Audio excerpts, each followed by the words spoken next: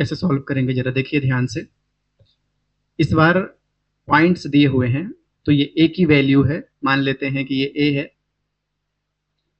ए के पॉइंट्स हैं, ये बी के पॉइंट्स हैं, इसे मान लेते हैं ये सी के पॉइंट्स हैं, और इसे मान लेते हैं ये डी के पॉइंट्स हैं।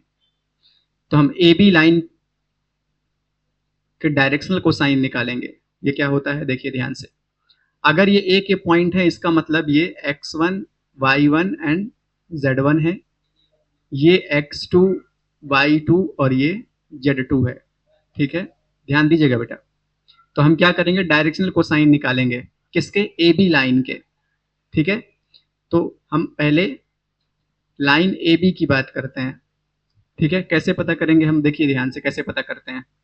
हम निकालेंगे a1 की वैल्यू। a1 क्या है, डायरेक्शनल कोसाइन। ये कैसे निकलता है, x2 माइनस x1 से निकलता है, मतलब 2 माइनस 4 मतलब -2। फिर हम क्या करेंगे, हम निकालेंगे b1 की वैल्यू। ये कैसे निकलेगा, y2 माइनस y1 से निकलेगा, मतलब 3 माइनस 7, ये कितना हो जाएगा, -4। फिर निकालेंगे c1 की वैल्यू। ये कैसे निकलेगा, z2 माइनस z1 से निकलेगा, जो कि कितना होगा, 4 माइनस 8 इक्वल टू -4। तो हमें a1 b1 c1 पता चल गया ए बी लाइन के लिए। सिमिलरली हम सी डी लाइन पे काम करेंगे।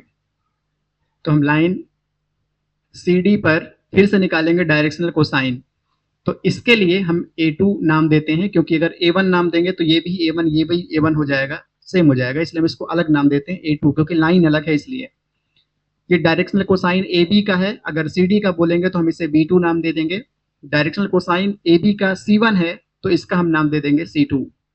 ठीक है, बाकी ये फॉर्मूला सेम होगा, x2 minus x1, y2 minus y1, z2 minus z1, लेकिन इनकी वैल्यू अलग अलग हो जाएगी। ये हो जाएगी x1 y1 z1, और ये वाली वैल्यू हो जाएगी x2 y2 एंड z2 की।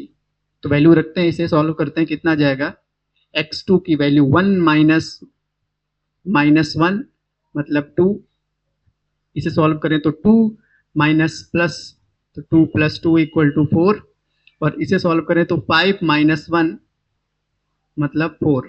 ठीक है, अब आप देखिए ध्यान से, प्रश्न में बोला क्या गया था, हमसे बोला गया था कि आप बताइए कि ये दोनों लाइन पैरेलल हैं। ठीक है, तो इसकी कंडीशन होती है, क्या कंडीशन होती है कि अगर, ध्यान दीजिएगा, कि अगर ए बी लाइन पैरेलल हुई सी डी के, तो एक कंडीशन अप्लाई होगी। वो कंडीशन क्या है कि a1 upon a2 equal to b1 upon b2 equal to c1 upon c2 होना चाहिए। जरा चेक कीजिए ऐसा है कि नहीं। a1 की वैल्यू -2 डिवाइड बाई a2 की वैल्यू 2, फिर b1 की वैल्यू -4 डिवाइड बाई b2 की वैल्यू 4, और c1 की वैल्यू -4 डिवाइड बाई उसकी वैल्यू 4। तो अगर आप देखें ध्यान से, तो ये कितना आ रहा है, -1, यहाँ कितना आ रहा है, -1, और यहाँ कितना आ रहा है, -1। तो ये तीनों बराबर हैं। इसका मतलब ये कंडीशन लग चुकी है। इसका मतलब कि ये जो भी पॉइंट्स दिए हुए हैं दोनों लाइन के बीच के, दोनों लाइन कैसी है, पैरेलल है। ठीक है, hence A B parallel C D, बिल्कुल सही बात है ये, कि ए बी लाइन पैरेलल है सी डी के।